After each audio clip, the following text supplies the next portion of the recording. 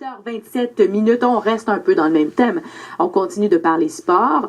Ça pourrait être qualifié de sport extrême, Dominique Tardy? Oui, c'est du théâtre extrême, la lutte, vous direz. François le Patriote Séguin. Ben, c'est lui que vous avez rencontré tout un phénomène, un mordu de lutte. Vous êtes allé quoi, à une espèce de séance d'exercice de lutte? Dans leur local d'entraînement sur Wellington Sud, le local d'entraînement de l'Académie de lutte estrienne, dont François le Patriote Séguin est le président, le cofondateur et l'entraîneur en chef, l'Académie de lutte estrienne qui organise des galas de lutte presque tous les mois en Estrie. La lutte, c'est bien sûr arrangé, le Marie-Pierre, je veux pas briser vos illusions, c'est du théâtre extrême, mais comme vous allez l'entendre, nos amis les lutteurs travaillent très fort à l'entraînement et mettent leur corps à l'épreuve à chaque fois qu'ils montent dans le ring. Ce sont de véritables guerriers qui laissent tout sur le matelas et qui n'hésitent pas à se sacrifier pour soulever une foule. Préparez-vous à rembler, Marie-Pierre.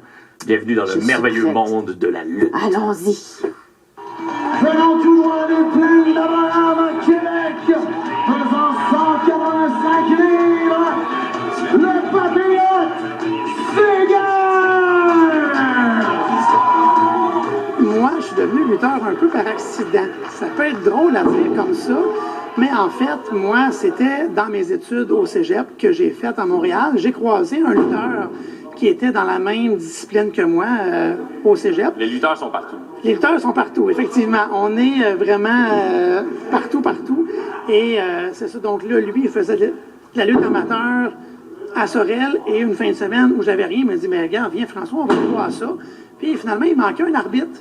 Fait que moi, comme ça, comme un cheveu sur la soupe, je suis arrivé de même. Puis finalement, moi qui étais là pour être fan, ben, j'ai comme participé au spectacle pour être un arbitre. Puis après ça, ben les gars, ils m'ont dit, est-ce que tu serais intéressé à revenir juste pour être impliqué un peu? Ah oui, je vais voir ça. Puis finalement, ben, en 2014, aujourd'hui, ça fait maintenant 10 ans que je fais le temps. Westmount de Montréal, pesant 215 livres, Billy Gibson! La lutte, c'est un art martial, donc c'est un peu comme du Muay Thai ou un Jiu-Jitsu. On apprend à tomber. C'est sûr que je vous apprendrai rien pour dire que la lutte, c'est un sport qui est arrangé. Quoi? Oui, c'est sûr que là, je casse un grand tabou. Parce que de toute façon, je sentais que c'était une question qui allait s'en venir après. Là. Mais c'est ça, donc, c'est une forme de théâtre, mais un théâtre extrême, comme j'appelle. Et en fait, on donne différents cours, donc on a une portion théâtrale, physique, psychologique aussi, parce que c'est bien beau apprendre à donner des coups, mais un combat de lutte, ça raconte une histoire à la base entre un bon et un méchant. Donc, il faut quand même que le combat te donne le goût de te lever de ton siège pour encourager ou crier une insulte au méchant qui est dans le ring. Un bon combat de lutte, c'est une grande histoire entre le bien et le mal. Exact. Et il n'y a jamais de fin non plus. On pense que c'est fini, puis non, finalement, il y en a un autre après, il y a une autre fin aussi, puis il y a un autre, puis il y a d'autres gens qui arrivent, qui continuent, puis qui ajoutent des choses. Donc, on pense que c'est fini, mais la guerre a fini jamais, malheureusement. Oui, parce que le bien ne parvient jamais à triompher complètement du mal. Non, à moins que le bien se joigne au mal, ou l'inverse, que le mal, vraiment, se dise, bon, mais si je peux pas le vaincre, je vais le rejoindre, donc je change de côté, je m'en vais du côté des gentils. Donc, un bon lutteur, tantôt tu l'évoquais, c'est un lutteur qui est capable d'encaisser les coups puis de donner l'impression que le coup qu'il vient de recevoir, c'est le coup le plus douloureux de l'histoire de la lutte. Effectivement, en fait, on pourrait comparer ça un peu à un bon partenaire de danse. Okay. Quelqu'un qui est un bon partenaire que tu pourrais danser avec, par exemple, moi qui est vraiment poche en danse, mais l'autre partenaire pourrait donner l'impression aux spectateurs qui sont là pour la danse de dire, mais coudonc, François, il est donc bien bon à la danse. Non, c'est le partenaire qui me fait paraître bon. C'est un peu la même chose aussi comme ça. Un bon lutteur, c'est quelqu'un que tu peux le mettre contre un lutteur qui a un style plus athlétique avec un masque qui fait plein de prises de haute voltige, ou carrément à l'inverse, un gros géant de 6 pieds 5, 380 livres, mais qui est quand même capable de livrer un bon combat dans les deux types de combats de lutte. J'ai déjà eu la chance de m'entretenir avec tes parents pendant ou juste après un de tes combats. Ton père vivait plutôt bien avec ça, mais ta mère, elle, semblait quand même un peu inquiète, surtout que c'était un combat hardcore, donc...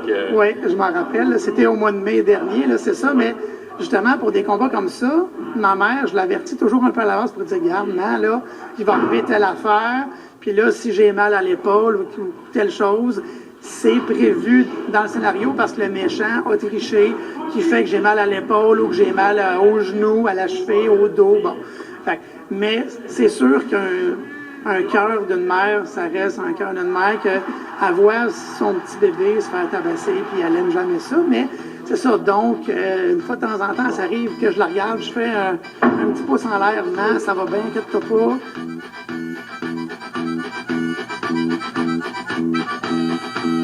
On va à la fontaine pour y pêcher du poisson, la zigazon, zinzon. On va à la fontaine pour y pêcher du poisson, la zigazon, zinzon. Est-ce que tu as été blessé souvent à cause de la lutte? Non, je touche du bois. Je dirais que j'ai eu une blessure majeure en 10 ans. Ça a été une déchirure ligamentaire du genou gauche. C'était vraiment... Écoute, c'était spécial. C'était même pas une grosse prise, un gros impact. C'était juste... nous, notre ring est à 3 pieds du sol. J'étais aux abords du ring, j'ai sauté en bas du ring et je me suis tordu le genou. J'ai pas pilé sur rien de croche, de glissant. Le plancher était à niveau et était bien sec. C'est juste que je sais pas comment je suis tombé. Le genou, il s'est disloqué puis je me suis déchiré le ligament direct comme ça. Fait que ça, c'est arrivé il y a 5 ans maintenant. Puis depuis ce temps-là, ben, je suis correct en fait, mais j'ai eu... une opération où je suis à Sherbrooke. Donc, j'ai été absent du ring pendant 1 an au complet. Premièrement, venant tout droit des plaines d'Abraham à Québec, pesant 185 livres, le Patriote Séguin!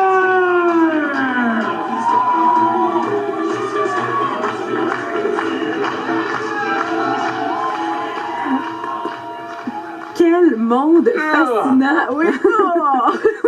Ce qui est assez particulier, c'est qu'il est en train de raconter le Patriote Séguin qui s'est fait, vous lui avez demandé s'il était blessé, tu sais, puis bon, j'ai à peine eu un ligament déchiré, je sais pas. En arrière, on entend les autres qui clairement ont plus qu'un ligament déchiré. Ce n'est que du théâtre, Marie-Pierre. Ah, mon oui. Dieu! Elle vous a donné la piqûre, le Patriote vous a donné la piqûre de la lutte? Oui, grâce à vous, je peux dire que oui. Alors, demain, je vous invite au Centre de l'activité physique du Cégep de Sherbrooke dès 19h30. C'est le gala expansion de l'Académie de lutte estrienne. Le Patriote Séguin unit ses forces avec son ennemi de jadis, le mauvais garçon au cœur tendre Barb Wire, pour affronter les Blancs-Becs Rock and Rush. Notre sérieuse lectrice de nouvelles, Magali, n'en peut plus. C'est très drôle, hein, Magali? Oui, ben c'est parce que, voyez-vous, j'ai écouté la lutte pendant très longtemps et j'ai pleuré lorsque Jacques Rougeau se blessait, véritablement.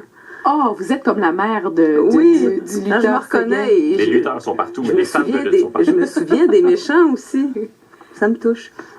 Merci de Dominique. Magali. C'est beau.